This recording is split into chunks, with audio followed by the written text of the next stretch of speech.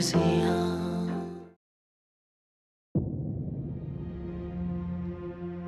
जब दिल से ही उतर गए तो गले लगने की क्या जरूरत है। जमा तकसीम ड्रामा इस वक्त उरूज पर है। इतना दिलचस्प और हकीकत के इतना करीब। घर छोड़ने का फैसला बेटे का था, लेकिन इल्जाम बहू पर लगाया जा रहा है। बहू को ताने दिए जा रहे हैं कि इसने बेटे को बहकाया है और वो इसे लेकर अलग हो रही है।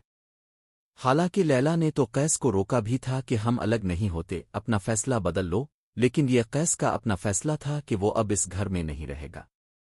घर के माहौल का असल चेहरा इसके सामने आ चुका है और वो नहीं चाहता कि इसके बच्चे भी इसी तरह के माहौल में परवान चढ़ें। जो कुछ ज़ीशान ने किया आज के एपिसोड में, इसका अंजाम दिखाकर डायरेक्टर ने सबको हैरान कर दिया। जो कुछ वो सदरा के साथ करता रहा, पोस्टर लगाकर इसे हरासा करके, अब वही सब इसके साथ हो रहा है। इन आवारा लड़कों ने जिस तरह ज़ीशान को हरासा किया, इसके होश उड़ गए। जमीन इसके पांव के नीचे से निकल गई। सदरा के चेहरे पर जो खौफ था, अब वही खौफ ज़ीशान के चेहरे पर नजर आ रहा है। क्या ही मकाफती अमल दिखाया गया है। चंद लम्हों में डायरेक्टर ने दिल जीत लिया, ज़ीशान को सदरा की बेबसी का एहसास दिलाकर। उधर नगत अपने बेटे को बेगुनाह साबित करने पर ताली हुई है। जब वो अपनी सास को कैस के लिए रोते हुए देखती है तो फौरन कहती है, उम्मी जी भी तो अपने बेटे के लिए परेशान हैं, रो रही हैं कि उनका बेटा उनसे दूर हो रहा है। अब सोचे, मैं भी तो माँ हूं, मैं भी अपने बेटे के लिए परेशान हूं। और फिर वो कहती है, नुदरत बाजी से कहीं के ज़ीशान को वापस बाला लें। ज़ीशान और सदरा के रिश्ते की बात करके उन्होंने सदरा पर एक और जुल्म ढाया, इसे इसी शख्स के हवाले कर दिया जो सारी जिंदगी इसे हरासा करता रहा। यहां सासर को सोचना चाहिए था, फौरन इनकार करना चाहिए था कि ऐसा नहीं हो सकता।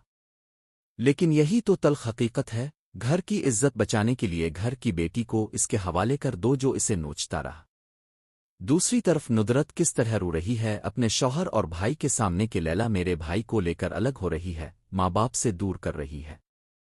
जब कैस सच दिखाता है कि उम्मी आप भी तो अब्बा को उनके माँ बाप से लेकर अलग हुई थी, तो नुदरत का जवाब होता है, मेरे माँ बाप तो बहुत मुख्तलिफ थे, वो बहुओं को बेटियों की तरह रखते थे, काम में उंगली नहीं करते थे, हमसे ज्यादा प्यार करते थे। अपने माँ बाप सबको फरिश्ता लगते हैं, ये 100% सच है। और ये भी सच है कि बहू कभी बेटी नहीं बन सकती।